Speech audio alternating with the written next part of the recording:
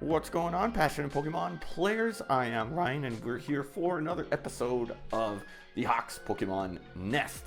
This time, we're kind of in an odd deck. As you all know, I love my old school cards, and we started to move a little bit out of those OG Pokemon last time with our Spidops EX deck, and kind of cheated a little bit because we did have an Ariados and Spinarak as a deck in the deck as attackers, so they did play a prominent role. Now this one's kind of cheating again. I'm kind of going back to the first 150, but not really, because what we have this time is Toedscruel EX. So Toedscool is probably like my favorite of like the newer Pokemon. I've always been a Tentacruel fan, and now we get Toedscool, which to me is just even sicker. It's a freaking jellyfish that is grass type that is actually like a mushroom. So it's like, I don't know. I love it. I love it. So I'm glad to be getting that one in there. Sorry, getting a little bit more comfortable here.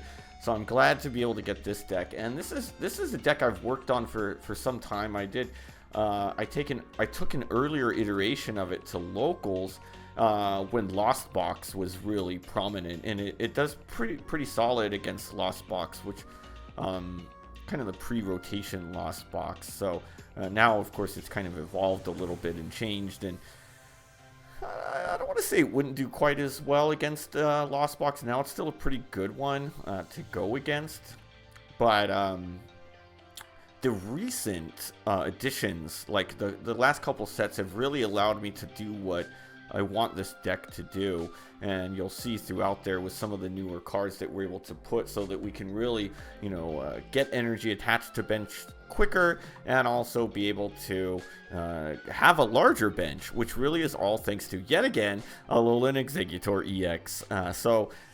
It's kind of funny because these are decks that I've had for some time, and Alolan Exeggutor really just takes to the next level. So you'll see what the deck is in this video. We will be overviewing the deck. We'll be going through what the strengths and weaknesses of the deck are, the strategy to play, and then some other cards to consider. So let us jump into it. But first, if you like what you saw here, please don't forget to hit that subscribe button and join the Hawk's Nest. We're a growing flock of fearless and fabulous and sometimes feral folks who just love to really be creative, be creative and find creative ways to express ourselves so that we can be the best and most authentic versions of ourselves. And that's what I do. I love making these rogue decks. I love just finding interesting ways of at least being competitive. I mean, meta is meta for a reason, and I don't think a lot of these decks that I'm coming out with will ever kind of crack the meta, but they can at least be competitive, and you can at least have some fun in your locals and online, getting some wins with them. So this Toedscruel is one of those decks like that. If you're not quite ready to fly yet, though, please just hit that like button. Leave a comment. What do you think of my list here? What would you add? What did I miss adding to this deck? I have tinkered a lot with it, but I'm sure there's all kinds of stuff I haven't thought of. So without further ado, let's get into it. Let's get into what the Pokemon in this deck are. We'll start from the beginning. Of course, we got to kind of start off showing off who the main character of the deck is. Yet again, we have our Exeggcute and Alolan Exeggutor EX. Now, in my other decks, I'm playing with two of them, but in this one, I'm going three of each, and the reason is it's a lot more important to have one of these out, because we are going to play, which we'll talk a little bit more about later, is the Area 0 Underdepths. So I don't just want the Alolan Exeggutor as a setup, and then I don't mind if he's going to get knocked out after dealing some damage and hopefully knocking out my opponent's Pokemon, but I really need to keep one on my bench, so it's really important. So I'm throwing three of each in to this deck. Three. Anyway, next up we've got 4 Toedscool. I'm going with the, I think it's from the Paradox Rift. I could be wrong on that one, PAR. Paradox Rift, I think, is what it's from. And the reason is, of course we don't want this bad boy up there in the active spot, because he's actually not that much of a bad boy. But if we do have to have a Toedscool in the active spot and we want to kind of get him ready, the Clinging Spore is a really good move. We can attach an energy from your hand to one of your bench Pokemon. So there are occasional times where, you know, I'll take a chance, or, you know, I'll get stuck with one inactive, and you can throw an energy onto him and then also throw another one onto a benched Pokemon. So I think that's a pretty good move. So that's why I'm going to have all of my Toedschools being that one, which is unfortunate because we don't have the alt art one of that, right, with a full art of the Toedscool, but sometimes we got to make those sacrifice. So anyway, then we have our bad boy here, the Toedscruel EX. You can throw in this one, or you can throw in the one from the OG non-shiny. I mean, the shiny just looks so sick. It's nice and pink. This one, check out its ability. It's very important to notice, right? Protective Mycelium. Prevent all effects of attacks used by your opponent's Pokemon done to all of your Pokemon that have energy attached. Existing effects are not removed. Damage is not an effect. So this is really good because what it means is that you are going to be able to protect this card in your bench from all kinds of effects, like things like putting damage counters on. That's an effect. The knockouts from like the Roaring Moons. So this is really good, especially to protect your bench against the Dragapult EXs. That's putting damage counters on you. So you're able to protect your bench and this Pokemon from effects as long as they have one energy attached, and your Alolan Exeggutor is allowing you to attach those energies. So as long as you get enough in hand when you use the Exeggutor's first attack, you're able to get some good protection there and help you keep your Pokemon alive. Then here's its ability, Colony Rush. It starts with 80 and does 40 more damage for each of your bench Pokemon that has a grass energy on it. So in the past, this move on its own was pretty solid. 80 plus we can do another 200. So if you do have a full bench with at least one grass energy attached to it, then this guy can hit for 280. So pretty good for a 2 energy attack. You know, but it does take some time to get that, to get one energy attached to each of your bench, but it is one that can really ramp up in the end. It also makes it so much easier to get those energy attached to your bench Pokemon with the Exeggutor as long as you're using him first, and having the protective Mycelium is also going to help them be protected from getting knocked out slowly by those Dragapults. Now, you're asking me, but Ryan, damage is not an effect. And you hate bench protection for the most part. No, not even for the most part. I'll admit it. I hate bench protection. But guess what? I'm finally folding, and I'm finally adding a Manaphy here. For one, we're going to have the Area 0 Underdepths. And that means that we're going to be able to have a large bench. So I don't mind using a spot on Manaphy. And in fact, because we have such a large bench, and because all of our damage is based on the needing our bench to be surviving with energy on them, Manaphy is actually a must play in this deck. So this is going to prevent all damage done to your bench Pokemon by attacks from your opponent's Pokemon. So now we not only have protection from effects, but we also have damage protection. So we are crystal clear as long as you can get yourself a Manaphy and you've got a grass energy attached. Of course, that Manaphy is going to be the target. I'm only playing one. This is a deck that it was really tough for me to even figure out how to fit the Manaphy in. I think I've done so okay. If you want to throw in a second one, you may think about eliminating one of your supporters, but it would be tough. You could think about and let me know in the comments if you want to throw a second one in there. What trainer would you eliminate, or would you go down one Pokemon? Personally, the Pokemon are non-negotiable, so I wouldn't, but there's potentially some room if we want to eliminate a trainer card. Now, we've got a couple more Pokemon left. Radian Greninja, that's our draw engine. We don't have a ton of other stuff for draw engines, and the actual interesting part is, as I'll mention later as a reminder, we're going to be playing with 3 water energies. So if you really want to and you get some waters attached, some extra waters attached to Radiant Greninja, in a pinch, we can use Moonlight Shuriken. So this is the first deck I have where you can potentially attack with the Radiant Greninja, but obviously we're not going to be prioritizing to put energy on the Greninja. It is a luxury, and it will come in clutch sometimes, and it will potentially even keep your opponent thinking, or at least getting them scared to the idea that this is an option for you, because they are going to notice that you are using water energies. But we're using this mainly as a draw engine. And then we have Hoothoot and Noctowl making their first appearances. For the Hoothoot, I was looking at it. I don't really see any preference for me in terms of which Hoothoot to add. I think I just added the one that I thought looked the coolest. I don't know. That one, you're not attacking. None of their attacks look good to me. We're keeping it, of course, for the Noctowl with the Jewel Seeker.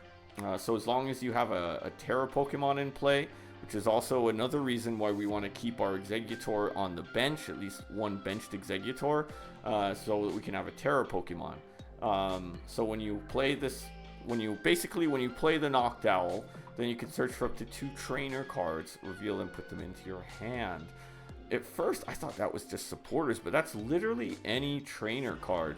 It can be an item, it can be a stadium, it can be a tool, whatever. So that's really good, because a lot of times it's going to help you get those last couple cards that you need to get yourself fully set up. You know, this card, in order to really meet, this deck, in order to meet its maximum potential, it does need a lot of setup. We need the Exeggutor to load up our Pokemon. We need the Area 0 Underdepths in play. We need the Toedscruel ready to go. And we also need a way, if he's not knocked out yet, to move our Alolan Exeggutor out of active so that we can deal more than just that 150 damage. So this kind of helps us be that final piece there. So all of these guys work pretty well in sync to where you're going to be able to be well set up to play this deck. So let's move on to our trainers. And is it ever a Ryan deck out there, or really any deck nowadays, if you don't play a Buddy Buddy Poffin? As the usual, I'm going with 3 of these. It's really going to help us. Really, the only thing we can't pull is going to be our Greninja with them. Going to help you get your your Toedscools, your Exeggcute. I almost said Exeggutor, that's why it sounded a little weird. But anyway, moving on. Then we have Night Stretcher. I've got 3 of them. A lot of times we are going to want to pull back our energies, and occasionally our Pokemon. A lot of people now I'm seeing are playing Pokestop again, even in outside of some of the decks that had been playing them, like Lost Box or like Roaring Moon and stuff. So I'm going to be using Pokestop myself a lot, and this Night Stretcher is going to help me be able to pull it back. Or if hopefully I pull a Night Stretcher in general, and then I can also use it to pull back the energies I'm using with Greninja. Secret Box. Now, I went through quite a few A-Specs. Forgot what the heck they were called for a second. I went through quite a few A-Specs here. Prime Catcher, I tried out. What else did I try? Super Hyper Roman, things like that. I think that I settled on Secret Box as the one I like the most. Discarding 3 cards from my hand is not terrible, and then we're able to grab an item, tool, supporter, and stadium. So a lot of times I get my stadium, Area 0, Underdepths, whatever item I need. I don't have any tools, and then a supporter card. So many times I'm going to grab like an Iono for the supporter. That way I can set up my stadium, use my item, and then my hand is probably pretty much done by then. Iono and reload my whole thing. So this is pretty good. Or I can even grab a lady and then I get my energies with it. So there's a lot of different ways to use this. I think for a deck that needs a lot of setup like this one, Secret Box just has seemed to be what works best and is the most useful in this deck. Super Rod. Finally, I'm wondering, like, a lot of people are like, man, why does it even run Super Rod? Like, it's such a common card in a lot of decks, but I don't run it a ton because I prefer to get the stuff back to my hand immediately, or if I want it shuffled back into deck, usually I want the option of also having like a tool card or a stadium card also shuffled back in. But in this case, Super Rod really works because a lot of times I want the energies being shuffled back in the Pokemon. I don't really care too much about stadiums being shuffled back in. 3 is usually enough to where I'm not hurting too much if somebody discards one of mine. I just make sure I don't discard that one from hand. So Super Rod is one that I really like in this deck. I'm only running 2 though. I did have 3, but just couldn't find room for it. Maybe I want to go off and like swap one out for an Iono, which I have 4 of. Might be a good idea, but I found that I do pretty well as long as I have 2 of them. I don't need a ton recycled because I have the Night Stretchers as well.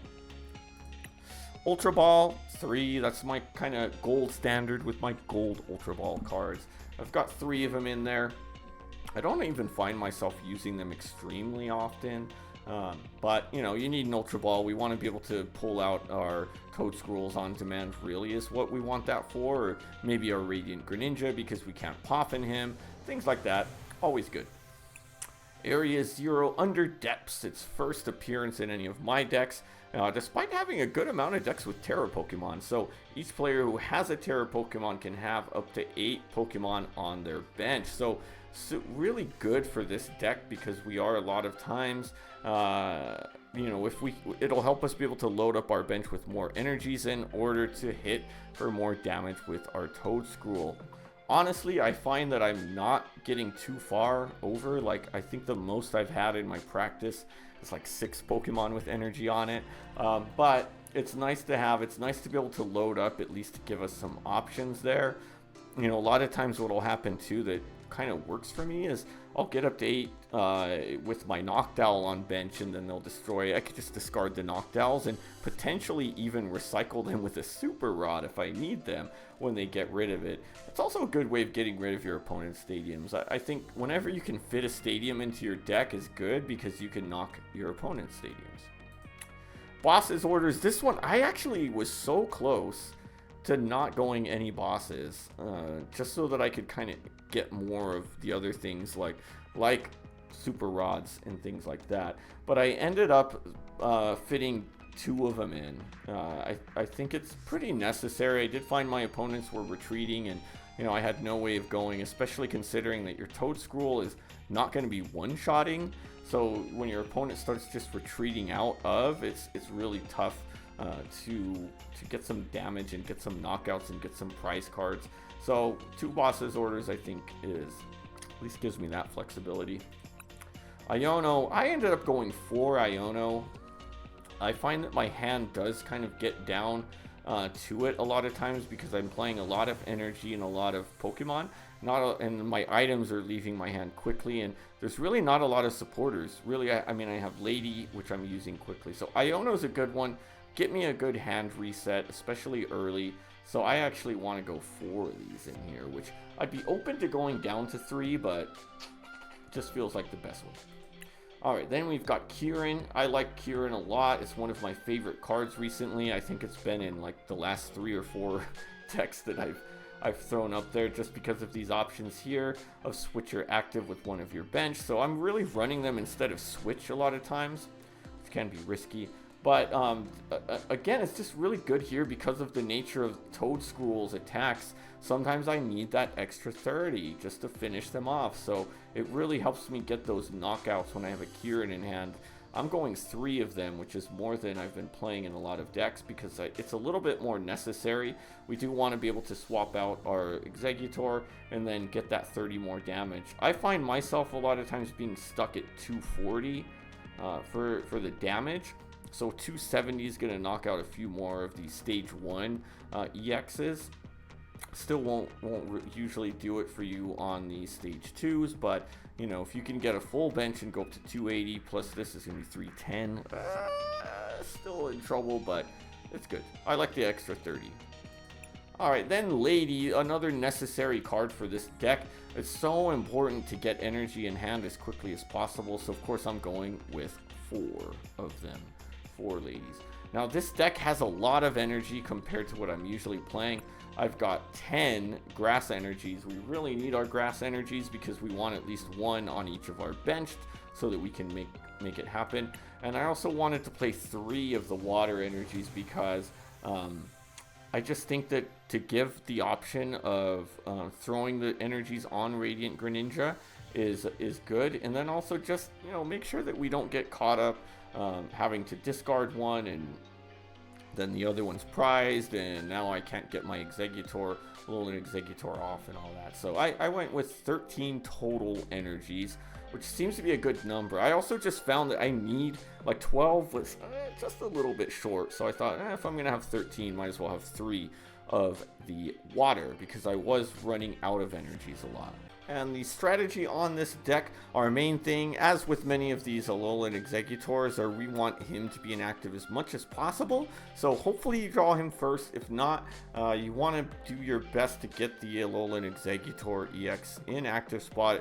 Really even more so the Exeggcute, because we can just evolve him that same turn. And then our number 2 priority is going to be Swarm, our bench. Just get that bench as full as possible. Get energy in hand and attach those to your bench, so that when you bring this guy up there, Toedscruel, he's just gonna be whipping people up with his little mushroom tentacles or whatever, and then just attack. Once you've got it built up, just go, go, go, go. The strengths of this, it can be very quick to set up, very, very quick. If you can get your Exeggcute out there, you really want to go first with this deck to kind of get that turn advantage in terms of evolutions, so that turn 2 you may already have pretty well set up Toedscruel EX on your bench with a lot of energy attached, because we got Exeggcute evolved turn 1. Yeah, 2 energy, you're hitting for a decent amount over there. Just for this. I mean, if you get everyone up there, the problem is it's going to take you a lot more than 2 energy to actually deal big damage. But if you're able to get yourself a lady and load up your bench with energies, you're in a good spot. And then, we really have that survivability is decent with your stage 1. It's got 270, so it's up in a solid spot. Usually it's going to take 2 turns to knock him out. On the other hand, it's oftentimes going to take you 2 turns to knock out your opponent. So you really want to just kind of play as quickly as possible, so that you're able to just kind of swap out, maybe do some retreating or using Kieran to swap in. I mean, the worst case scenario, our Toedscruel only has 2 retreat costs, but remember that when it's getting knocked out, or when you're retreating for energy and losing all of that energy, your next Toedscruel EX attacker is going to be dealing less damage. So it is something that's kind of rough to balance sometimes, which is a weakness I didn't necessarily note. But if you're not careful, the deck can actually get weaker as you're going through the match, as you're struggling to keep your bench with energy attached when you're replacing your knocked out active Pokemon. So keep that in mind in there. Now, we do have bench protection for once, so that is pretty good, especially for a deck like this where you may have a decent amount of basics on the bench, and Toedscool itself is a 50 HP Pokemon. A few of them are, of course, our Exeggcute is 2.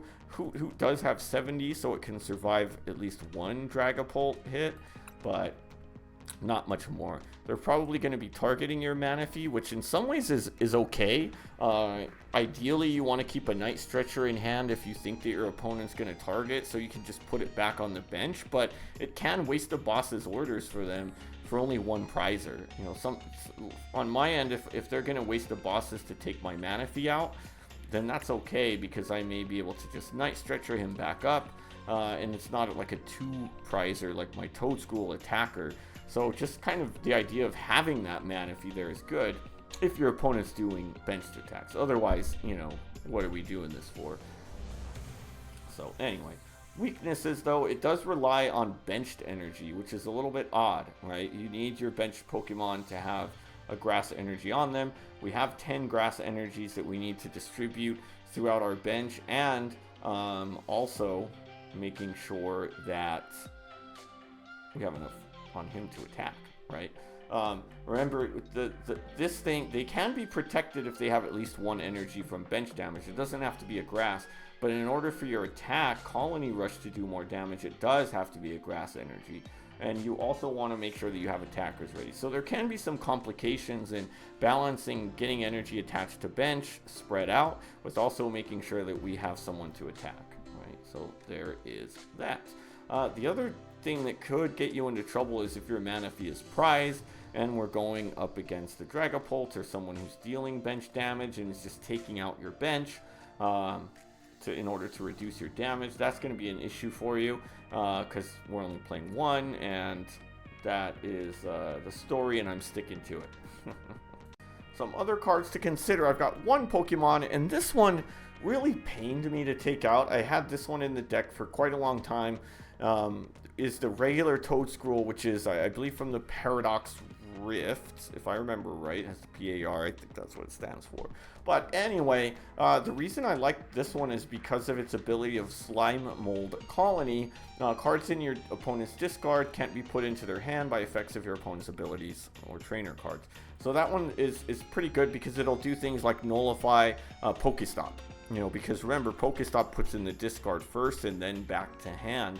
So it was really good, especially during the time when Lost Box was big. It really gave me a good advantage against those decks.